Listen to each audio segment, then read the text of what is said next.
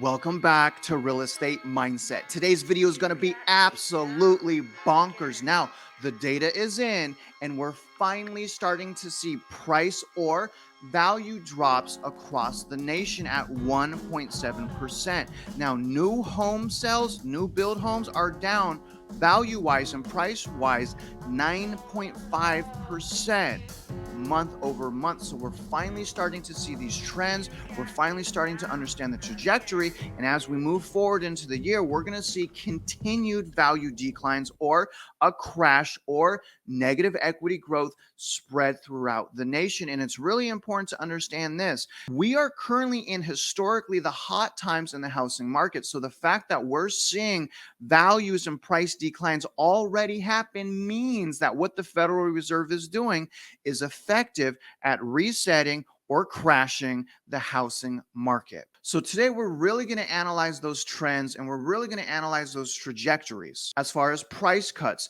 days on market, inventory, home buyer demand, home sales, things of that nature. Those are the data points that you guys are going to want to continue to watch, because here's the problem.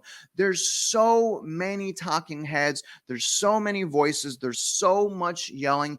Even I have a hard time understanding who to believe, because there's so much different information. So what I'm choosing to do is I'm choosing to review the data in whole, and I'm formulating my own conclusions and my own opinions. And that's something that I really, really want y'all to do yourselves. And I understand there's some really great YouTube content creators. They're excellent at visualization of data, but ultimately, y'all, you have to do your own thinking and your own conclusions, right? But either way, we're going to dig into Redfin's new article and their June housing market report titled Housing Market Update. Homes are taking longer to sell. So we're going to dig into all this right now. We're going to look at the trends, and I really want to emphasize price and value, because that's what we really need. We need prices and values to go down so that things are more affordable from the everyday American. But you guys remember, I'm not a financial advisor, even if I want to be yours,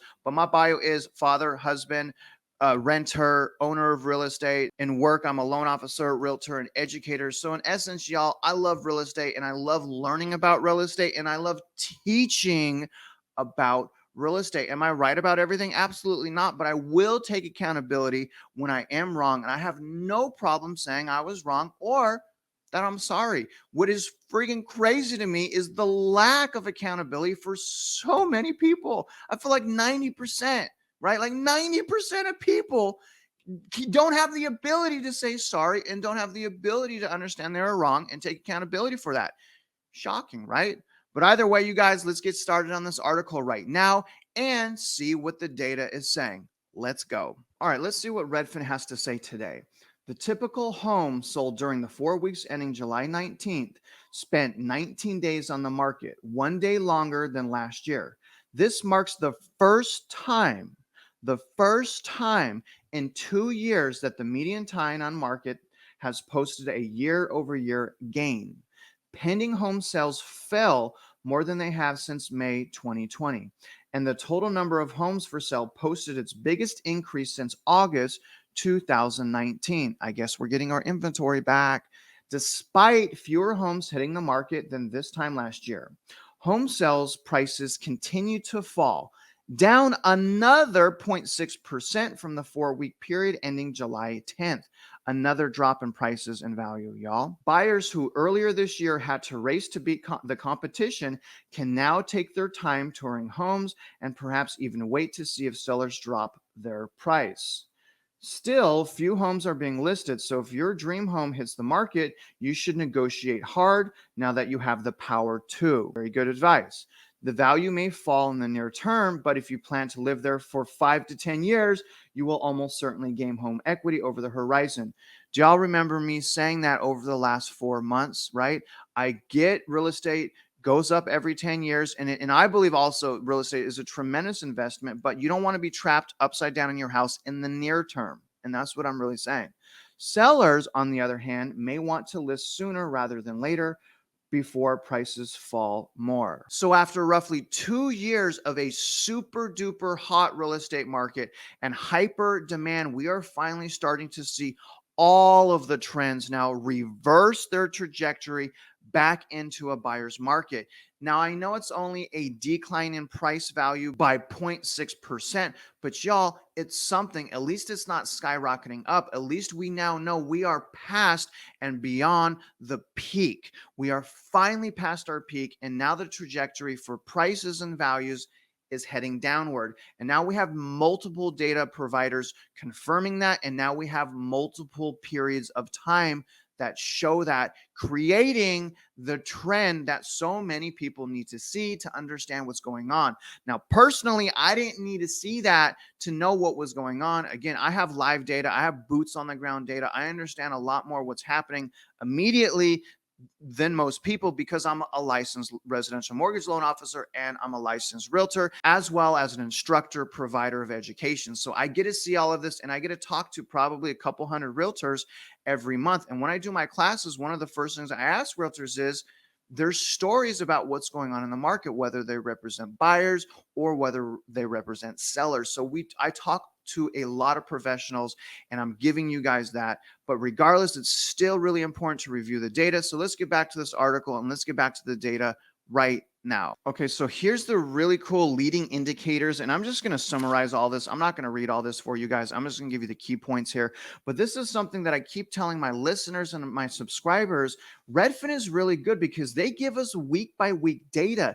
The reason why I'm loving week by week data is it shows us week by week trends, right? We need to understand that the trajectory is going to continue. So I'm going to basically read this here for you. Now, rates are still only slightly above pre-pandemic. Internet searches are down 23% year over year. Redfin homebuyer demand is down 17% year over year. Mortgage applications are down 19% year over year. And if we go to the bottom here, we can look here. The median home sales price was up 11% year over year, but is down 1.7% from the peak. So the good thing, you guys, is we are now down 1.7% from peak as far as prices and value. Now, you guys know I want 15%. Like I said, if we hit 15% in my local market as far as depreciation or negative equity, then I'm a winner, because I already took a look at my current situation because I'm renting right now, and traditionally rent is a complete waste of money. So I had to figure out how much money I'm wasting in rent compared to how much I need home prices to go down for me to become a winner. And that is about 8% when I count the rental income I'm receiving from my last primary residence. But regardless, if I hit 15%, I win pretty big. If it goes to 20 or 30%, then I win super duper big and I'm going to make a whole bunch of money. But right now, I'm not really worried about the investing aspect. What I'm really worried about right now for myself is finding my primary residence. But let's open up some charts from Redfin right now so that I can show you the peak and I can show you the trajectory of these trends. Take a look. Okay, so the first chart here is the median sales price. Now, it still is up year over year, but in order to properly understand the trajectory of these trends, you really got to look month over month. A lot of people are stuck on year over year, but again, I say YTD, or year to date, and month over month is really going to tell us what's going on right now. But you can see the peak was about here in June, and now it's trending downward. So this is the trajectory, and this is the trend that we want to see go down, right? The median sales price. Now, we want it to go way down, right? We want it to go to, if possible, to 2022 levels. I mean, to 2020 levels, to way down here. Now, that seems a little bit unrealistic. We'll need about 25% reduction in value to go to 2020 prices. But nevertheless, this is the trend we want to see so that we understand, right, as a community of Americans, what direction the housing market is headed. But take a look at this next graph right now. This is the median asking price. It's still up over, year over year. But again, look at the trend. Peak right here about May and June. It's now trending down, right? And we want this to continue the movement downward. Now, here's the thing, you guys. Here's the really important thing to understand. Historically, these are the months where the real estate market is hot. So the fact that these are also the months where we're starting to finally see price and value decline, that's a really good sign. That's a good sign if you that's a really good sign, especially if you're listening to me and you've heard me say that I still believe this, that Q4 of this year will present buying opportunity. I'm not saying to buy, I'm saying that there will be buying opportunity. And in 2023, it should be overwhelmingly amazing buying opportunity. And I've also expressed to you guys that instead of me looking at resale homes, now, first of all, I'm going to look at everything because this is a really big deal. When I buy my primary residence, I do it not only for pride of ownership, but also because I want to retire and I want to invest wisely, right? So I'm adjusting my strategy and I'm going to focus heavily on new home builders because I believe that new home builders are the absolute biggest at risk and they are going to offer us the absolute best buying incentives. And that's why I'm going to do what I'm going to do. And really, the big question is this: when will we be at the bottom and how long will we have to buy? And here's the answer, y'all. I have no idea how long the opportunity will be here to buy. I don't know when exactly the bottom will be, but I can tell you this: it's especially important to double down on your preparation because if you don't, institutional investors and investors are going to scoop up your dream home and you will have no one to blame but yourself. Because here's the thing: if you're sitting out there, that's the perfect time to prepare. Not stick your head in the sand, not be comfortable and live lavishly. Tighten up and step up so that you can become a winner. Now, that's all I have for y'all today. I really appreciate you watching this video. If you're out there investing in real estate, I do wish you luck and I hope you win.